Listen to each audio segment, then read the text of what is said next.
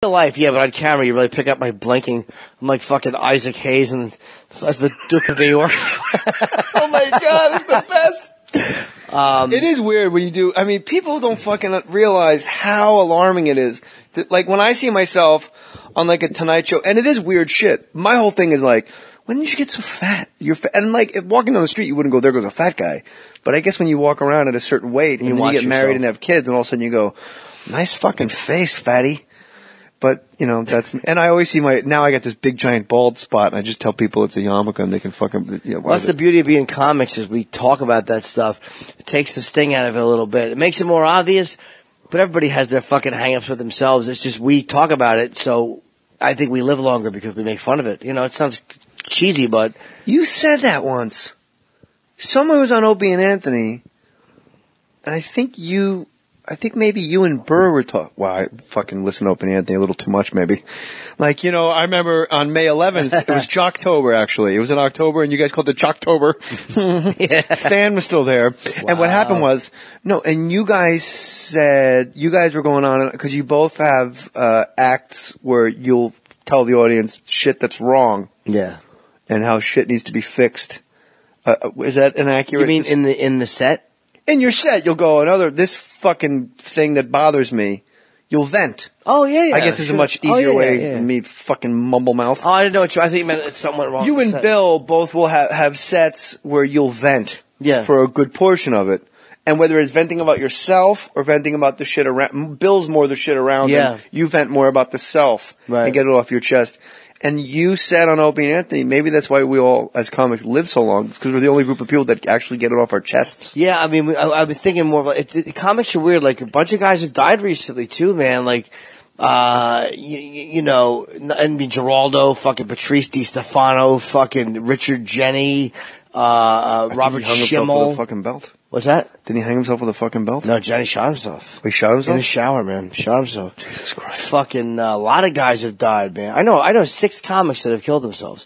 Fucking 6 fucking guys. Richard Jenny, a girl named Nicole, Dave Lovekin, who was a comic out of Delaware, Joe Del Duca, and, 5 seconds on the clock, Jimmy. I know. But I do know. I had counted. All right, there's 2 left. Andy, do you want to pass? Do you want to make him finish? Or do you want to try to steal the round? All right. And Geraldo died in fucking New Brunswick, New Jersey. Like, if there really is no more depressing place than to die in a hotel outside the Stress Factory. Yeah, the Hilton. With Vinny Brands going, why isn't he down here? The show was supposed to start an hour ago. Where the hell are you? That's your last thought as you're dying, is that Vinny. I bet you that was a satisfying thing for Geraldo. As he died, he's thinking, oh good, that asshole is going to be stuck doing a call for 90 minutes. That's probably the last thing he thought, is how fucking Vinny would be stuck on that cocksucker phone. He'll probably be calling from his mobile phone in that fucking van with his name on the side of it. You know, it's funny. You know you're an egomaniac when you own a comedy club. You know you're an egomaniac when it's not called the Stress Factory. It's called Vinny Brands Stress Factory. I never noticed that part. Yeah, and there's a fucking white van that says Vinny Brands, like Vinny Brands bigger than the word Stress Factory. Yeah, he really is a fool. But he does pay us. Yeah, very well. Yeah, We love you, Vinny. But let us finish, Vinny. He can't fucking hear this. He's deaf. He's actually deaf. But Geraldo, it was funny. Not long after he died, my high school reunion was held in that hotel. I couldn't go. I was super depressed. But his was very sad, but it was easier to understand because I knew what it was. It was like, you know, I'd done Montreal with him not long before, and he was hosting the Nasty Show, so I saw him all week. And he was off by himself a lot. And when we talked, it was great, but I could see that he was having a hard time.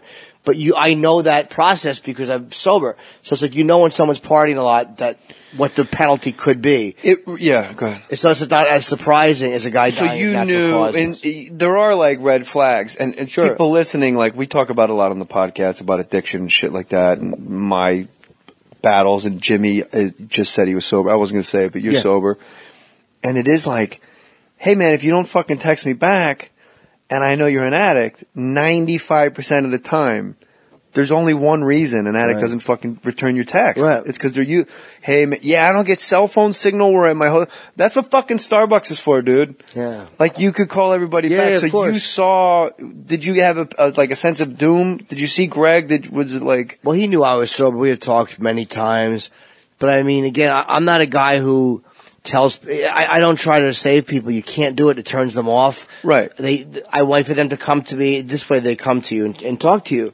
But, with him, you could just see, I would see, I have to be like, hey man, how are you? And whenever I said, how you doing, man, he knew what I meant. Yeah. Sometimes he would talk about it and go, man, I'm doing It is okay. a different how you doing than people in the street. The how you doing between addicts he knew the difference. It's a how you doing. Hey man, how are you? He knew I was asking, are you sober? Right. And there was times where he'd go, I'm okay. And that was it. We wouldn't talk. So I knew he was probably using. Or there's other times he would go, hey man, and we would chat. But I always left it up to him. You have to. But in Montreal, did you see a guy that was obviously using? Yeah, I mean, because he was just locked in that little room where the host sits. And I heard he was going out and partying after. I didn't see it myself, but my girlfriend at the time with me noticed it too. She's like, he's going in that room a lot by himself, and it just felt like he was isolating. And yeah, man, it's really sad. It is super sad. Di Stefano too is like to me. Di Stefano is like the saddest one. Well, Patrice will be the saddest one Patrice forever. For me is the hardest. That'll be like in Mass when they say in the silence of our hearts, like that'll never go away. But Di Stefano overcame all of his addictions. Yeah. Like just fucking kicked, like, it was the heroin too, right? Heroin, like fucking he really, booze, and he was just a straight up fucking by the big book guy. Yeah, and he was doing well. And then he had a fucking heart attack.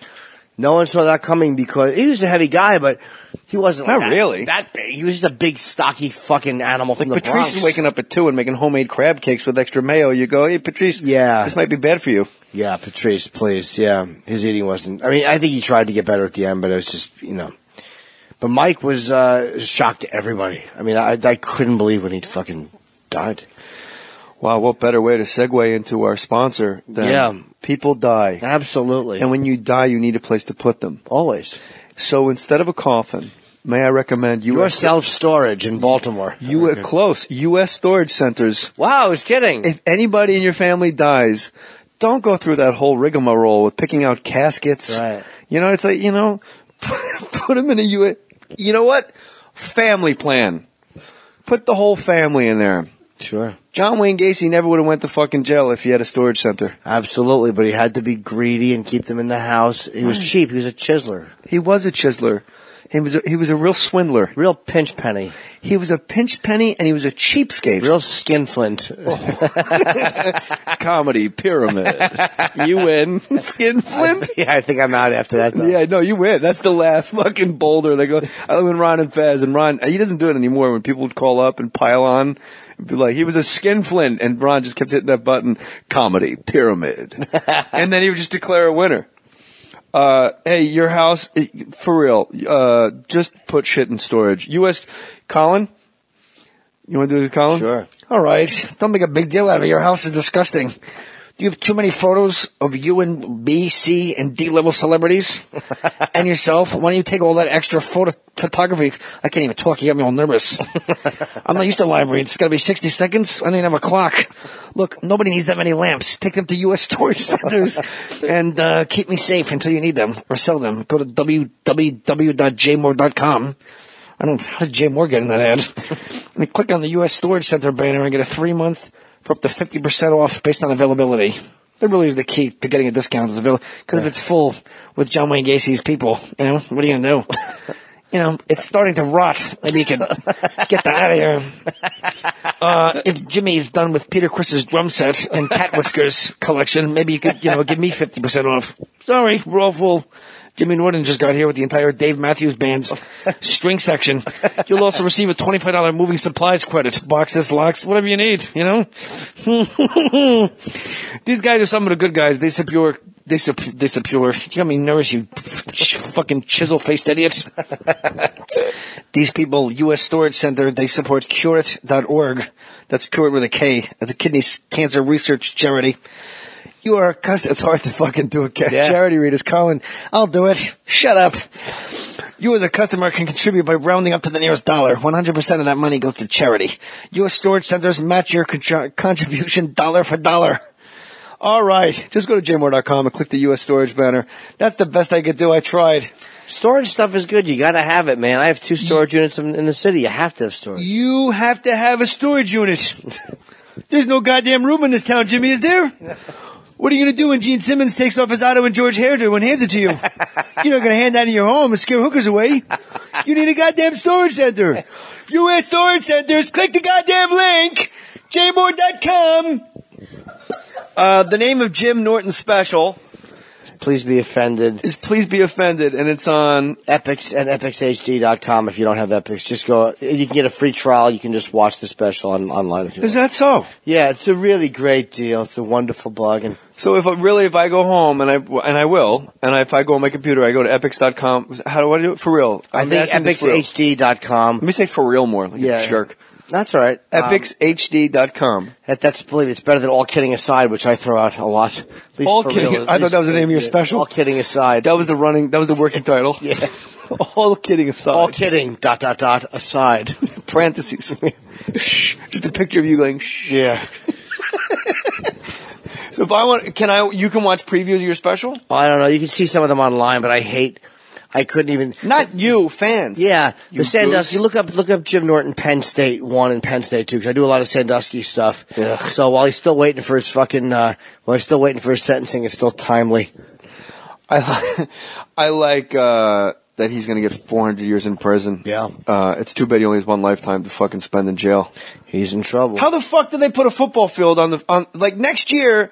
Some ESPN, 2 is going to be like Penn State, Illinois, and they're just going to cut to the crowd. There's going to be people in fucking Penn State shit going, woo! Woo! It's like, really? If you could shut a program down for gambling, like SMU got the death sentence for fucking gambling, how, with bouncing children off your fucking penis, that should be a death sentence too. Yeah. Yeah, it's terrible. They handled it terribly. Paterno did a nice job. I beat him up really well. I like he fucking got cancer and died in about 48 hours. Yeah. Joe, we don't know how this happened. Yesterday you're perfectly healthy. You have cancer. Yeah. Where? Joe? Yeah.